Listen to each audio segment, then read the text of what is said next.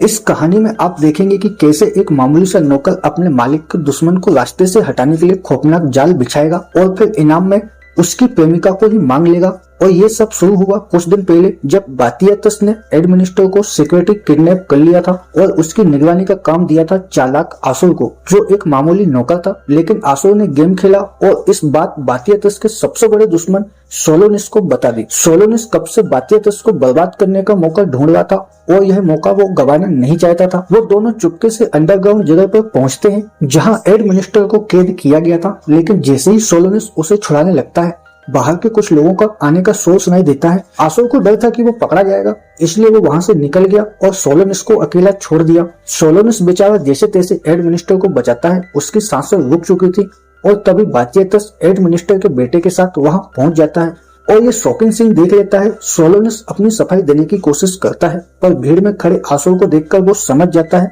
कि ये एक राज था। अपने सबसे बड़े दुश्मन को रास्ते से हटाकर बातियातस बहुत ज्यादा खुश था और इस पूरी साजिश का असली हीरो तो आसुर था, इसलिए बातियातस उसे इनाम देना चाहता था।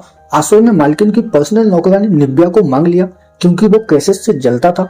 दूसरी तरफ बेचारे कैसिस को इस बारे में कुछ भी नहीं पता था और वो निब्या के साथ रोमांस कर रहा था। जब निब्या अपने कमरे में वापस आती है, आसुर को वहाँ बैठा हुआ पाती है। आसुर उसे बातियातस के फैसले के बारे में बताता है और उसे धमकी भी देता है कि वो कहता है अगर निब्या ने उसकी बात नहीं मानी तो वो कैसिस के साथ उसके रिश्ते का सच सबको बता देगा। यह सुनकर निब्या डर जाती है और मजबूरन उसकी बात मान लेती है। अगली सुबह आसुर जानबूझकर कैसिस के पास जाता है और उसे इशारों में चढ़ाने लगता है। लेकिन कैसिस को कुछ समझ नहीं आता है कि आखिर में ये सब क्या चल रहा है। उसे अंदाजा भी नहीं था कि जिस आदमी को वो सबसे नीचा समझता था वो उससे बहुत आगे निकल चुका है। आज का दिन बहुत खास था क्योंकि मेजर जनरल गिलेमर बातियातस के एरेना में पैसा इन्वेस्ट करने वाले थे। ये सब लिथिया की वजह से हो रहा था, इसलिए बातियातस उसकी खातेदारी में कोई कमी नहीं छोड़ना चाहता था कि असल में लेबर बातियातस को ज्यादा पसंद नहीं करता था, खासकर 60 अगस्त की वजह से। इसलिए बातियातस को नीचा दिखाने के लिए गिलेमर ने अपने 8 बेस्ट लड़ाकों को लड़ने का चैलेंज दिया।